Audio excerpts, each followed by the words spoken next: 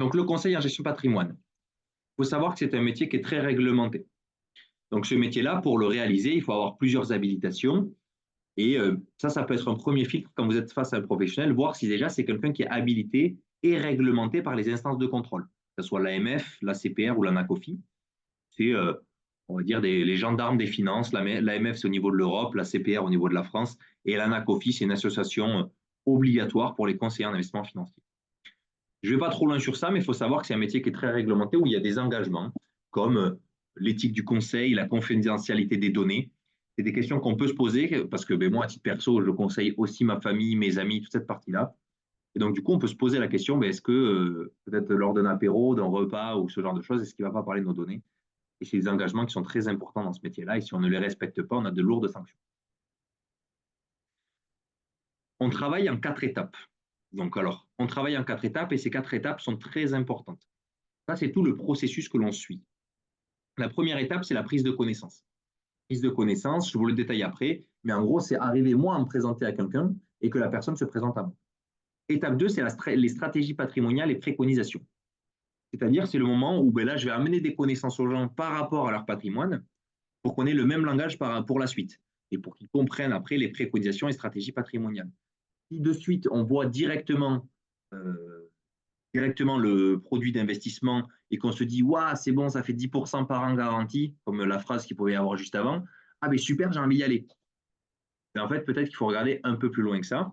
Et donc, c'est pour ça que nous, on transmet des connaissances pour comprendre après les stratégies patrimoniales. Troisième étape, si on a vu, aujourd'hui, on a une situation au point A, on veut aller au point B par rapport à notre projet de vie, et bien au final, on a peut-être 3 chemins possibles. Nous, on a présenté les 3 chemins possibles, on a les connaissances pour les comprendre, on les a compris et on valide un des 3 chemins. Donc ça, on vient le mettre en place. Et après, la quatrième étape, c'est le suivi, qui est fondamental dans l'investissement, parce que l'investissement, ça évolue dans le temps. Suivant la conjoncture, ça monte, ça baisse. Si on parle de placement financier, mais d'immobilier, il peut y avoir des restructurations à faire aussi. C'est important dans ces étapes d'arriver à différencier une personne qui va être plutôt commerciale et une personne qui va être plutôt conseillère ou consultant, on peut l'appeler.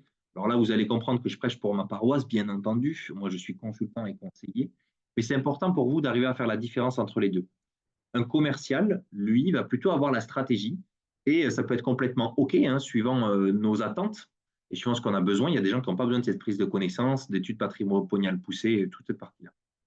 Mais un commercial va plutôt, en fait, voir une problématique, répondre à cette problématique par une solution et c'est tout, et va la mettre en place. Il va faire moins le travail de prendre connaissance avec la personne et moins de faire le travail du suivi. Ce n'est pas la même méthode de travail et vous, mais des fois, si vous savez déjà exactement ce que vous voulez faire, ça ne sert à rien d'aller voir un conseiller qui va prendre 1 heure, 2 heures, 3 heures peut-être pour vous expliquer des choses en supplément alors que vous les savez déjà. Donc, c'est bien de savoir, de voir en fait à quel professionnel on a envie de faire face. Mais ce qui vient me différencier, moi, d'un commercial, ça va être vraiment la première étape et la dernière étape. Donc, si je rentre un peu dans le détail de ces étapes, première chose que je demande, moi, dans un premier temps à des personnes, c'est déjà quand ils m'appellent, je leur dis pourquoi vous m'appelez? Pourquoi vous souhaitez investir? Pour réduire mes impôts. Ce n'est pas un projet de vie. Pourquoi vous souhaitez investir? Quels sont vos projets? Donc là, on essaie de creuser un peu plus loin. Donc, arriver à voir les projets de vie à court terme, moyen terme et long terme. Donc, on fait ce travail-là et après, dans un second temps, on va voir le patrimoine. Donc, le patrimoine, donc le stock financier qui est déjà présent. Donc, le stock, le patrimoine, c'est-à-dire le stock financier, ça peut être du livret A, des stocks sur les comptes courants, de l'immobilier, ce sera un stock immobilier. Tout ce stock-là qui est déjà créé, comment il est réparti par rapport aux stratégies? Est-ce qu'il y a des stratégies court terme, moyen terme ou long terme dessus? Ou est-ce qu'il n'y a pas de stratégie? Donc, s'il n'y a pas de stratégie, on le mettra en court terme. Court terme, c'est tout ce qui est c'est des stratégies entre 0 et 4 ans à peu près pour vous donner une idée. Donc là-dedans, on retrouve tous les comptes, même sans stratégie, où on a souvent le livret A, le LDD, le PEL, le LEP. Je ne vous fais pas toute la liste, le compte sur livret, le compte courant, toute cette partie-là. Souvent, c'est de l'épargne qui est là, mais où il n'y a pas trop de stratégie. Donc là, on va appeler ça le court terme. Moyen terme, c'est plutôt ce qui est entre 5 et 10 ans. Et long terme, c'est tout ce qui est au-delà de 8 ans, au-delà de 10 ans. C'est là où on retrouve souvent les actions, on retrouve souvent l'immobilier qui a besoin de temps en fait, pour devenir rentable. Et donc, c'est là où on va retrouver des choses un peu plus long terme. Et après, donc ça, c'est la partie stock qu'on analyse. Et après, on analyse la partie flux. La partie flux, c'est ce qui rentre périodiquement dans le patrimoine. Donc, c'est-à-dire, alors soit si on est entrepreneur, des fois, on va plutôt essayer de voir ça tous les trimestres, tous les semestres. On va essayer de voir cette partie-là parce que les revenus sont un peu moins réguliers. Alors, pour les salariés, ça va être plutôt mensuel. C'est plutôt l'argent qui va rester à la fin du mois. Où va-t-il? Est-ce qu'il se stocke sur des livrets? Est-ce qu'il rembourse une mensualité de crédit pour du locatif et donc ce sera un flux long terme? Voilà, essayez d'analyser ce flux-là.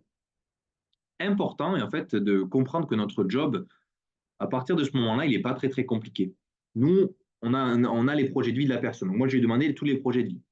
Donc, du coup, je regarde tous ces projets de vie court terme, moyen terme, long terme. Je regarde son patrimoine avec ses stratégies court terme, moyen terme, long terme. Je dis, OK, très bien. Donc, vous venez me voir pour un projet de vie qui est préparer la retraite dans 20 ans. OK, ça marche. Donc, pour une stratégie long terme, avec des projets de vie long terme. Mais au final, tout votre patrimoine est à court terme. Ou court terme et un peu moyen terme. Donc, en fait, ça ne colle pas. Et le job du gestionnaire de patrimoine, c'est expliquer quelle stratégie on peut mettre à long terme pour préparer la retraite et faire, en fait, mettre une adéquation entre le patrimoine et les projets de vie de la personne. C'est aussi simple que ça. Après, je peux aller encore plus loin dans le détail du gestionnaire de patrimoine, mais vous pouvez vous arrêter là et vous aurez compris le métier. Quand on analyse un flux, hop, ok, je suis allé directement à la fin avec une mauvaise touche, c'est parfait. Alors, vous voyez, il reste des choses à voir, hein. Donc, je vais aller un peu plus vite. Donc, quand on analyse un flux, c'est assez simple. Alors là, à ce moment-là, moi, ça me fascine de voir, en fait, il y a toujours deux types de personnes.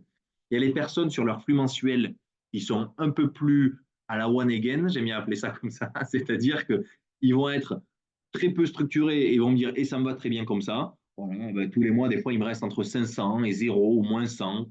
Ça dépend des mois. Voilà. Et il y a d'autres personnes qui, des fois, quand je vais les voir en rendez-vous, ils me disent, ah, vous voulez mon budget mensuel? J'ai déjà un Excel de tout prêt. Tout est prêt. Voilà. Donc, du coup, tout est prêt, tout est carré. Mes revenus s'étendent, mes charges fixes s'étendent, mon budget s'étend. Il me reste tant à la fin du mois. Donc, ça, c'est très marrant d'arriver à avoir les deux profils. Et donc, du coup, un flux, donc pour savoir ce qui vous reste à la fin du mois, c'est simple, c'est regarder vos revenus, les charges fixes. On les déduit des revenus. Donc, charges fixes, c'est eau, gaz, loyer, élec, crédit, voiture, essence, en fait, toute cette partie-là qu'on est obligé de payer pour vivre.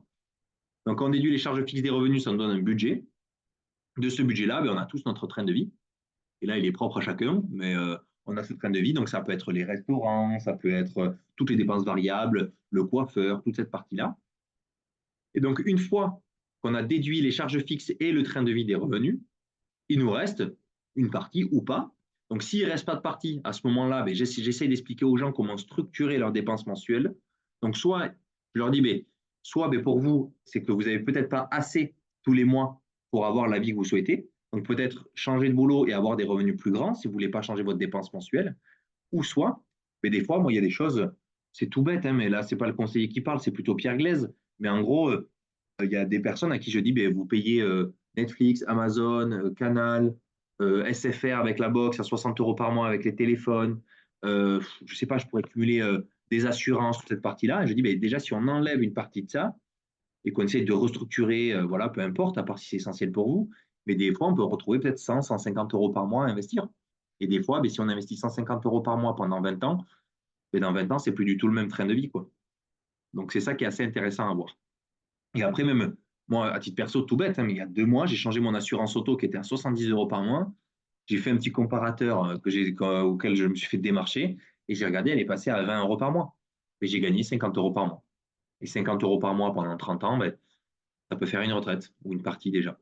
Donc, c'est ça qui est assez intéressant. Bref. Donc, nous, en fait, ce qu'on essaie de faire en tant que gestionnaire, c'est essayer de travailler avec cette partie restante, de ne pas impacter le train de vie de la personne et de ne pas être obligé de manger des pâtes à la fin du mois. C'est juste amener une structure qui permet de voir ce qui nous reste réellement à la fin du mois. Et de là, on l'utilise pour les projets un peu plus lointains de la personne. Donc ça, c'est la première étape dans les rendez-vous. Deuxième étape, c'est arriver à voir ce que la personne peut activer comme effet de levier. Donc, les effets de levier qu'il existe en France, il n'y en a pas 40 000, il y en a 3. Il y a la fiscalité, le crédit et l'épargne. Dans la fiscalité, alors c'est un gros monde, la fiscalité, parce qu'il y a la fiscalité des sociétés, la fiscalité des successions, l'impôt sur la fortune immobilière et l'impôt sur le revenu. Donc, il y a pas mal de choses. Donc, le revenu, après, ça peut être différents types de revenus, revenus immobiliers, revenus, plein de choses. Donc, la fiscalité, c'est assez vaste. Donc, c'est pour ça que vous retrouverez pas mal de gens qui vous parlent tout le temps de fiscalité, fiscalité, parce qu'il y en a qui sont spécialisés dans des domaines de la fiscalité. Mais nous, en fait, on va essayer d'analyser directement tous les axes de travail que l'on peut mener. Donc, si la personne ne paye pas d'impôts, on va venir optimiser la fiscalité. Si la personne ne peut pas s'endetter, on va venir optimiser le crédit. Si la personne ne peut pas épargner, on va pas venir optimiser l'épargne. Même si l'épargne, ça va être le premier effet de levier que l'on peut souvent faire. Parce que si on n'a pas d'épargne et on ne peut pas épargner du tout, même mensuellement, on ne va peut-être pas aller faire un crédit ou de la réduction fiscale. Donc, en fait, ce qui est important à comprendre avec ces effets de levier, juste déjà le mot effet de levier pour vous l'expliquer, ça permet de démultiplier le patrimoine. C'est-à-dire, demain, vous avez besoin de soulever une pierre qui est assez lourde. Plus vous allez avoir une barre qui est assez longue, plus vous allez avoir de la force. Mais ça, c'est un effet de levier. Demain, si vous faites du vélo, vous faites un tour de pédale avec le vélo, mais derrière, la roue, elle en fait 3. C'est un effort à un instant T qui va être démultiplié.